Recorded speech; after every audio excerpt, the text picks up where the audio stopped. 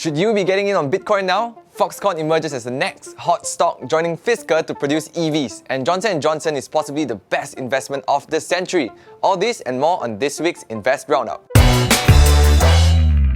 Hey, it's your boy Terry and you're watching Invest Roundup. The US spent last week discussing about the stimulus bill and everyone is starting to worry about Iran's refusal to have the nuclear talk that is, with US and EU.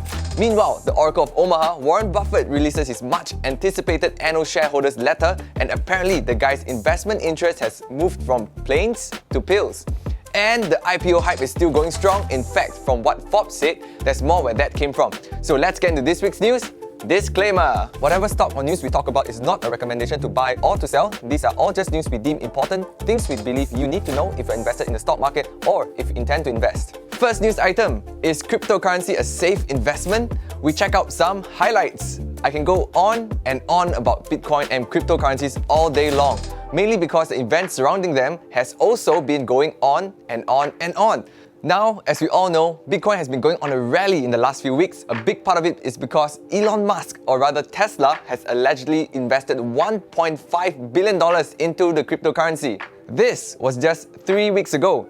Last week, however, Elon somehow became a victim of his own undoing and commented that the prices of Bitcoin and Ether do seem high, which caused Tesla's shares to slide 8.6% last Monday and 5.2% more the next day. Their biggest decline since September, and wiping $15.2 billion from his net worth. Ouch! Now, this may seem to be bad news for Elon and some people, but it was apparently good news for other crypto investors out there. Case in point, business analytics company MicroStrategy acquired around $1 billion worth of Bitcoin when this news hit, using borrowings no less. Mainly because they saw the price tumble as opportunity. Bruh, $1 billion borrowings to buy crypto though? That's some high stakes right there. And not only that, Ethereum's rival Cardano, the third biggest cryptocurrency after Bitcoin and Ethereum, has also soared in recent weeks and even outpaced Bitcoin's massive rally. Some experts have even quoted Cardano to be a rising star in the booming crypto sector. Others, however, are less invested in the hype. For example, Microsoft founder Bill Gates warned people who buy into the whole crypto mania to probably watch out, especially because they don't have as much money to spare as Elon Musk. Fair point, he is the second richest man in the world. Cryptocurrency exchange Coinbase has also cited that the development and growth of crypto is subjected to a variety of factors that are difficult to predict and evaluate. Simply put, crypto's future can be uncertain, and whether or not it has a future at all remains subjective. Then, there's the ongoing buzz about the real identity of the original Bitcoin developer, Satoshi Nakamoto, whose eventual unveiling could also impact Bitcoin's price. The list goes on. I don't know guys, you might want to think carefully if you want to get in on this, fellas. Second news item: is Taiwanese manufacturer Foxconn a hot stock to watch in 2021, especially now that it's in the EV space? Foxconn, what a foxy stock you are. The Taiwanese company has been dipping its toes in practically everywhere in the last month after making its name in the Western world assembling Apple's iPhone. You'd think I'm kidding when I say everywhere, but I really am not. Just last month alone, they've gotten into medical devices, where they invested in Gyro Gear, a British wearable neuromuscular device developer. They started a joint venture with Taiwanese car maker Yulon Motor to roll out its first EV bus in October. Partnering with Onward Mobility, a Texas-based startup, to revive the BlackBerry for the 5G era, due to release in North America and Europe within this year. And they're also partnering with retail giant Amazon to produce Fire TV Stick devices in India at a plant in Chennai. If you think that's a handful already, wait till you hear what they were up to just last week. Vehicle startup Fisker recently entered a new deal with Foxconn to co-develop electric vehicles, or EVs, in pursuit of capturing the growing EV market globally. The joint venture is expected to build as many as 250,000 units of EVs, which will start production fourth quarter of 2023. CEO of Fisker, Henrik Fisker, said that they are not out there to take Tesla's customers away, but merely tapping on the market opportunity where 80 million people buy a new car every year. Fisker's share price has been trending straight up since the announcement, marking investors' confidence in the company and the whole idea. Foxconn, on the other hand, has been trending upwards since early January this year and is currently at one of the highest points in more than 2 years since a similar peak in October 2018.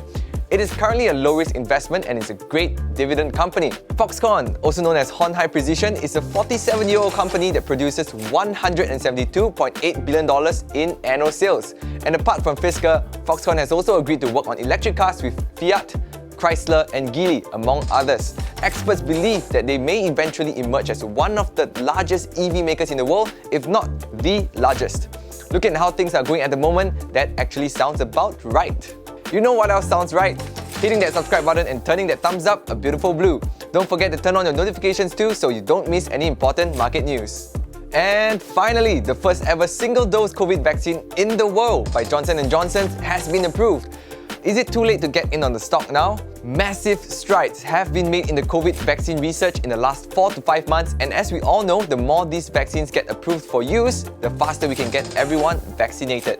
But up until last week, all vaccines have had to be issued in double doses. So when Johnson & Johnson's single-dose vaccine was approved for use in the US last week, it was the world's first. This means the vaccination process can be completed even faster now. According to JNJ, the vaccine is about 66% effective at preventing moderate to severe COVID, and the good thing about this vaccine is it can be stored in normal refrigerator temperatures instead of freezers, which means it's more accessible to rural communities and low-income countries, ergo a much wider market. Millions of doses have been manufactured and members of the public is expected to start receiving the shots in March. But of course, nothing in this world is ever without its challenges. Just before the working week ended last Friday, scientists at JNJ revealed that there were 2 trial participants who suffered severe allergic reactions shortly after getting the vaccine. One of them even developed life-threatening symptoms. Oof, this is not a good start, man. And if that news wasn't enough to worry about, came a second problem. Catalent Inc., the pharma company that was supposed to fill vaccine vials for J&J, suffered a major setback in the production line, which forces them to check the vials manually for 2 whole weeks and slowing down the entire manufacturing process. In fact, they had to move staff from other parts of the company to complete the checks. Thankfully though, it's not all that bad for J&J. The company still has its agreements with another pharma, Sanofi Pasteur, who's already filling up vials with the company's vaccine in Europe. So, silver linings. In terms of investment, J&J is also picking up in share price and it's actually at one of its highest points since its listing, at the moment at $158.46, which means, despite being a listed company for 77 years now, what? Is that right? Yeah, that's what it says. Alright, thanks man. Despite having been a listed company for 77 years now, the company is not slowing down and the public recognizing this is also embracing more of its shares. The share price at the moment is not that far from its intrinsic value, just overvalued by around 6%, which means we are in the presence of a great and valuable investment, possibly one of the best investments of the century. So those are the 3 important investment news we had to share with you this week. Once again, we encourage you to get more information if you'd like to act on any of the companies we've shared about earlier. Comment below and tell us what you'd like to see on Invest Roundup and share this video with your friends, especially those who are vested in the stock market. We'll see you next week.